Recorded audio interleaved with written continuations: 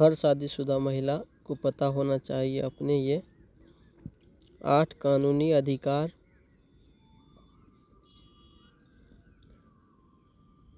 Matrimonial home या पति के घर में रहने का अधिकार, तलाक का अधिकार, स्त्री धन का अधिकार, बच्चे की कस्टडी का अधिकार, आवर्षण का अधिकार, संपत्ति का अधिकार, घरेलू हिंसा के खिलाफ रिपोर्ट करने का अधिकार, दहेज और उत्पीड़न के खिलाफ रिपोर्ट करने का अधिकार। शादी एक गहरी नींव है जो समाज में लोगों को और परिवार को आपस में बांध कर रखती है।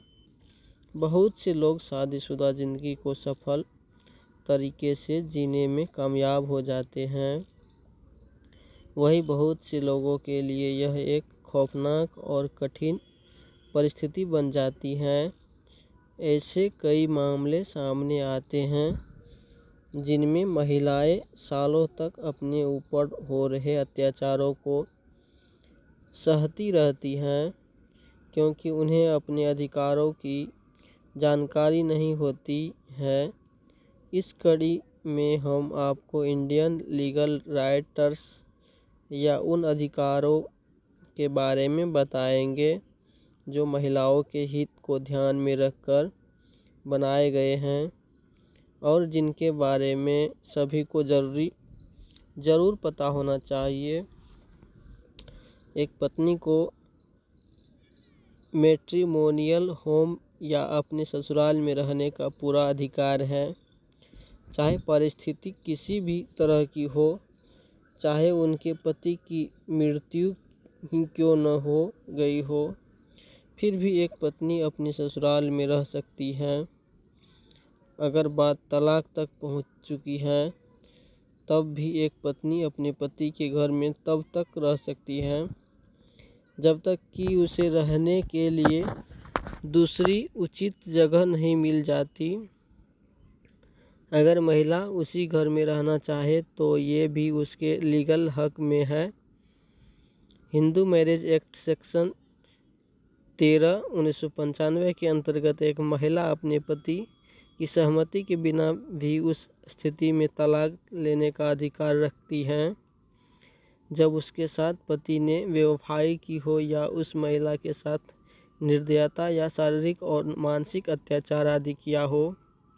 इसके साथ ही महिला बच्चे की कस्टडी की मांग कर सकती हैं, खास तौर पर यदि बच्चा 5 साल से छोटा है। तो इसके साथ ही अगर वह अपना ससुराल छोड़कर जा रही हैं, ऐसी परिस्थिति में भी वह बिना किसी कानूनी ऑर्डर के अपने बच्चे को अपने साथ ले जा सकती है। इसके साथ ही एक समान कस्टडी का अधिकार प्राप्त होने के बावजूद भी अगर घर में विवाद की स्थिति पैदा होती है तो महिला अपने बच्चों की कस्टडी अपने पास रख सकती है। इसके साथ ही एक महिला के पास अपने गर्भ में पल रहे बच्चे को गिराने का अधिकार होता है। इसके लिए उसे अपने ससुराल या अपने पति की सहमति की ज़रूरत नहीं है। The medical termination of pregnancy act 1971 के अंतर्गत एक महिला अपनी प्रेगनेंसी को किसी भी समय ख़त्म कर सकती है।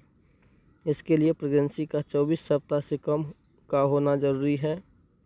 कुछ स्पेशल केस इसमें एक महिला अपने प्रेगनेंसी को 24 सप्ताह के बाद भी अवॉइड करा सकती है। इसके लिए इंडियन कोर्ट ने उसे अधिकार दिया है।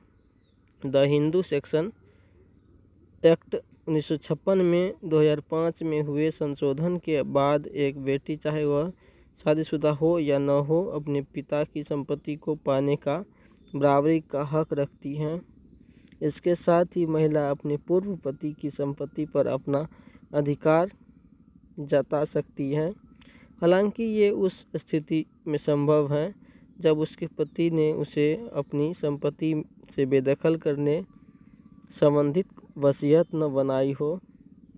इसके साथ ही अगर किसी महिला का पति तलाक के बिना दूसरी शादी कर लेता है तो उस परिस्थिति में पति की पूरी संपत्ति पर उसकी पहली पत्नी का अधिकार होता है। डोमेस्टिक वायलेंस एक्ट 2005 के अंतर्गत एक महिला को यह अधिकार प्राप्त है कि अगर उसके साथ उसका पति या उसके ससुराल वाले शारीरिक, मानसिक, भावनात्मक, सेक्सुअल या आर्थिक रूप से अत्याचार या शोषण करते हैं तो वह उनके खिलाफ शिकायत दर्ज करवा सकती है। ड्राई प्रोहिबिशन एक्ट 1971 के तहत एक महिला को यह अधिकार प्राप्त है कि अगर उसका पैतृक परिवार या उसके ससुराल के लोगों के बीच किसी भी तरह के दहेज का लेन देन होता है तो वह इसकी शिकायत कर सकती हैं। आईपीसी के सेक्शन 304 बी और 498 ए के तहत दहेज का आदान प्रदान और इससे जुड़े उत्पीड़न गैर कानूनी एवं आपराधिक